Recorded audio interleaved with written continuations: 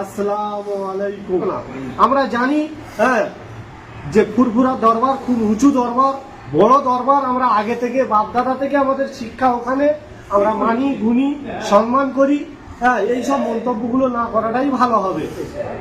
আমরা খুব অসন্তুষ্ট হই, আপনার কথাগুলো মাঝে মাঝে ফেসবুকে শুনি তো একদম ভালো লাগে না। মাঝে মাঝে অসন্তুষ্ট হয়, মাঝে মাঝে অনেক কিছু বলার ইচ্ছা হয়, তাও বলতে পারি না। কারণ যে তুমি একটা বীর বংশ আর নৌসাদই থেকে যাবে। বাংলার বাঘ হয়ে গেছে আর আগামী তো হয়েই থাকবে। এটা মানুষ সাথ দিচ্ছে, তুমি সাথ দিলে কি আর না দিলে কি। এইসব মন্তব্যগুলো করো না প্লিজ, এসব মন্তব্য করো না। আমরা জানি যে ফুরফুরা দরবার খুব উঁচু দরবার, বড় দরবার। আমরা আগে থেকে বাপদাদা থেকে আমাদের শিক্ষা ওখানে আমরা মানি গুনি সম্মান করি। এইসব মন্তব্যগুলো না করাটাই ভালো হবে। আমরা খুব অসন্তুষ্ট হই, আপনার কথাগুলো মাঝে মাঝে ফেসবুকে শুনি তো একদম ভালো লাগে না।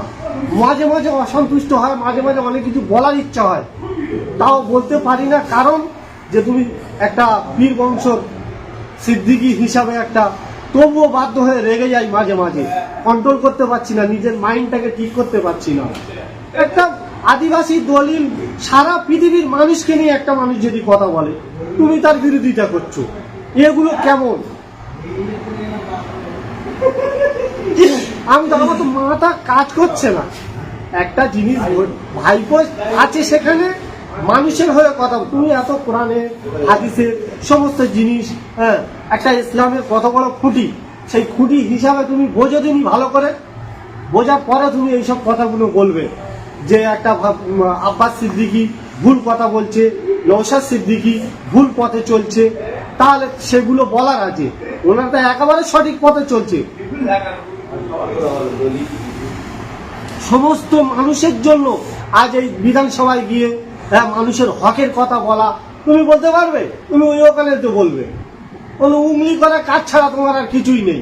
তুমি একটা মমতার সাথে তুমি ইফতার করছো, একটা মমতার সাথে তুমি বলছো, মমতা এখানে বসে আছে মাথায় কাপড় দিয়ে, তুমি একটা পীর সাহেব, তুমি একটা নারীর পাশে দাঁড়িয়ে তুমিও দাঁড়িয়ে ফটো তুলছো, তাহলে তোমার কি এটা জায়েজ হচ্ছে?